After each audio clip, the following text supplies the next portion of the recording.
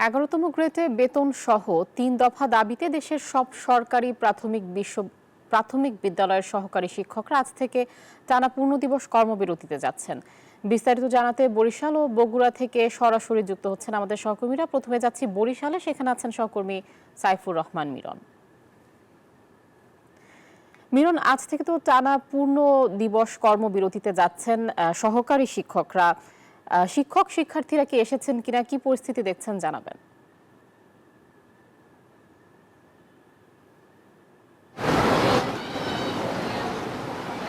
ধন্যবাদ আয়েশা, আপনি ঠিকই বলেছেন। সারা দেশে সহকারী প্রাথমিক বিদ্যালয়ের শিক্ষক সংগঠন সমূহের ডাকে যে ৩ দফা দাবিতে যে কর্মবিরতি, আজকে পূর্ণ দিবস কর্মবিরতি তারা পালন করছেন। আমরা এই মুহূর্তে আছি বরিশাল সিস্টার্স ডে স্কুলে। সেখানে আমরা এসে জানতে পেরেছি যে তারা এই কর্মসূচির সঙ্গে একাত্মতা প্রকাশ করলেও এখানে যেহেতু শিক্ষকদের বিদ্যালয় ভবন নির্মাণ হচ্ছে, নানান কারণেই তারা কিন্তু ক্লাসটা সেরকম বর্জন করছেন না, তারা ক্লাসে যাচ্ছেন। তবে এই মুহূর্তে আমরা যে লাইব্রেরি রুমে আছি সেখানে কিন্তু শিক্ষকরা বসে আছেন, আমরা দেখতে পাচ্ছি।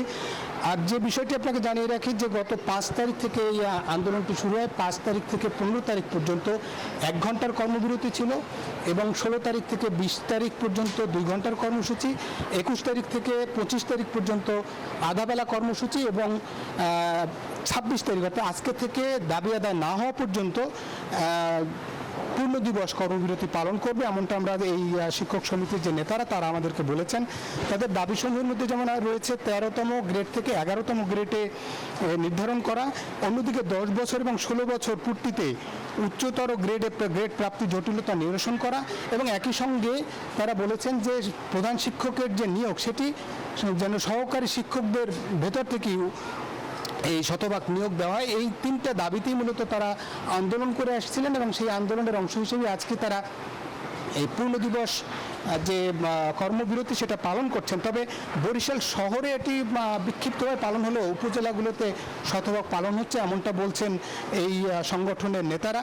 যে আমরা যে স্কুলে আসছি সেখানে আমরা দেখতে পাচ্ছি যে শিক্ষকরা তারা বসে আছেন, তাদের সঙ্গে কারো সঙ্গে আমরা কথা বলেছি।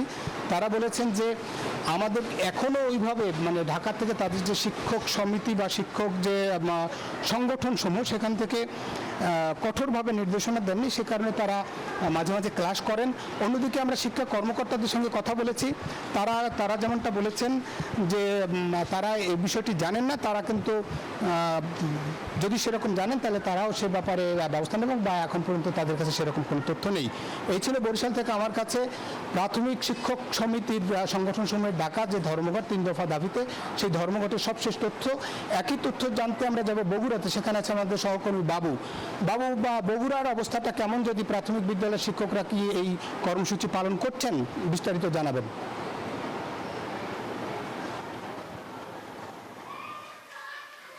মেরন, আপনি যেমনটি বরিশাল থেকে বলছেন, বগুড়াতেও একই অবস্থা। প্রাথমিক শিক্ষকরা এখন কর্মবিরতিতে রয়েছেন। বিদ্যালয় খোলা রয়েছে, শিক্ষার্থীও এসেছে, শিক্ষকরাও এসেছেন, তবে কেউ তারা ক্লাসে পাঠদান করছেন না। আমরা রয়েছি বগুড়া শহরের আইডিয়াল সরকারি প্রাথমিক বিদ্যালয়ে, যেখানে শিক্ষার্থীদেরকে আমরা দেখতে পেয়েছি এবং শিক্ষকরা তারা তাদের বসার স্থানেই রয়েছেন।